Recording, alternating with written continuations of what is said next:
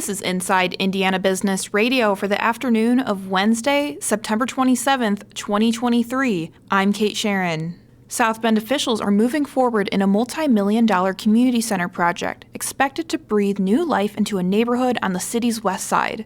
South Bend Mayor James Mueller in 2021 announced plans to revitalize the city's Linden Avenue corridor, bordering the community center run by the city's South Bend Venues, Parks, and Arts. The community center piece, affectionately labeled Build the Dream Project, would bring 2 basketball courts, a weight room, a dance studio, an indoor track, and playground to the city's Kennedy Park neighborhood. Jordan Gathers, interim director of South Bend Venues, Parks, and Arts. The doors have been open for the last 50 years, and we're going to continue to keep the doors open. We're going to be committed to inspiring all to come into this vibrant center and, continue to, have our arms open to the community. Total costs for the new Dream Center project are likely to exceed $20 million. The city is directing $11 million in American Rescue Act dollars to the 40,000 square foot center and is seeking additional support through grants, corporate sponsorships, and individual donors.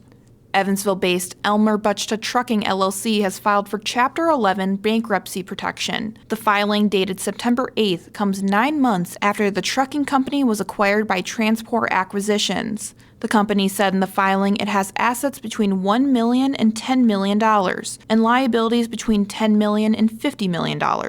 It also says the company has between 100 to 199 creditors. Elmer Butchta was founded in 1938 in the Pike County community of Otwell as a livestock and farm equipment hauler. The company now provides bulk, dry van, and pneumatic trucking services.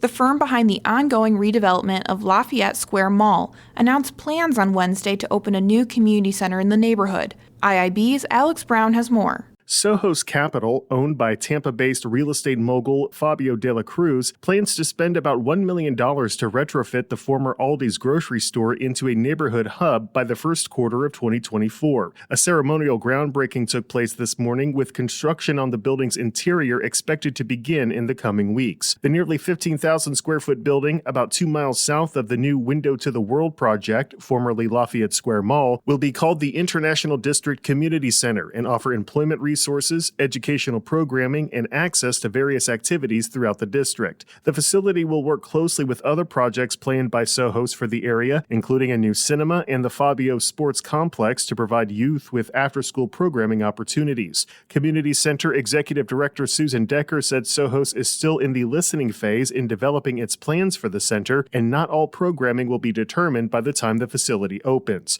Rather, some offerings will develop organically through requests from the neighborhood. Alex Brown, Inside Indiana Business Radio. From the #1 source for Indiana business news, this is Inside Indiana Business Radio. Get ready, Northeast Indiana. We're headed your way.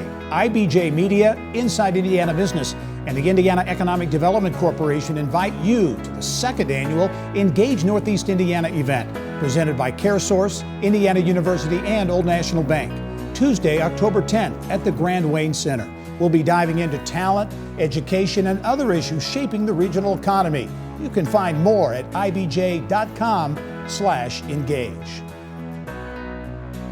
The financial support that stabilized and supported thousands of child care centers during the pandemic is about to end, meaning many providers will close and families will need to find different and likely pricier solutions.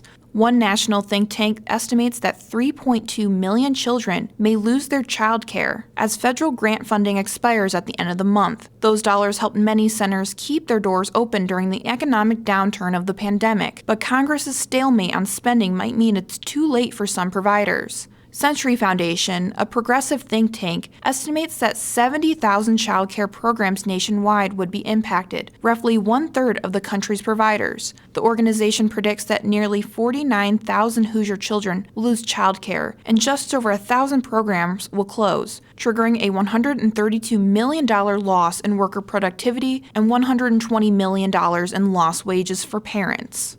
The U.S. Department of Transportation has awarded a $2.25 million grant to the Ports of Indiana Mount Vernon. The funding will help the port acquire a heavy lift crane, which the Port Authority says will support the handling of new large project cargo and dimensional steel shipments. The Ports of Indiana said it worked with Ohio River steel shippers to identify the need for a 120-ton crane. The crane is expected to double the port's lift capacity, improve safety, and help decrease carbon emissions. The total cost of the crane purchase is expected to be $3 million. A subsidiary of laboratory services provider LabCorp will pay $525,000 in back wages to more than 200 applicants following a U.S. Department of Labor investigation into discriminatory hiring practices. The Labor Department looked into potential discrimination by the federal contractor at its Indianapolis facility as part of a routine investigation. LabCorp, following the investigation, has agreed to provide back wages and interest to 205 Black applicants and 13 Asian applicants. The company will also extend job offers to 34 Black applicants and 3 Asian applicants, according to the U.S. Department of Justice. Using a $5 million U.S. Department of Agriculture grant, the Indiana University Environmental Resilience Institute is seeking to increase the percentage of Hoosier towns and cities planning and managing their tree cover. Its goal is a 20% increase in such, as well as planting and supporting 2,500 trees in disadvantaged communities.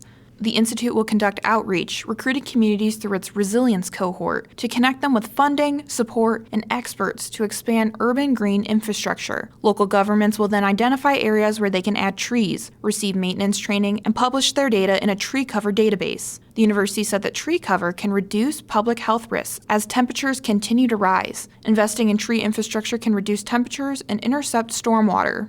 Christian Anderson, co-founder and partner at High Alpha, is this week's guest on the Business and Beyond podcast with Gary Dick, presented by PNC, a weekly conversation with high-profile Hoosiers in business, sports, and entertainment, and beyond. Available now from your favorite podcast provider. I'm Kate Sharon for Inside Indiana Business, Radio on Demand.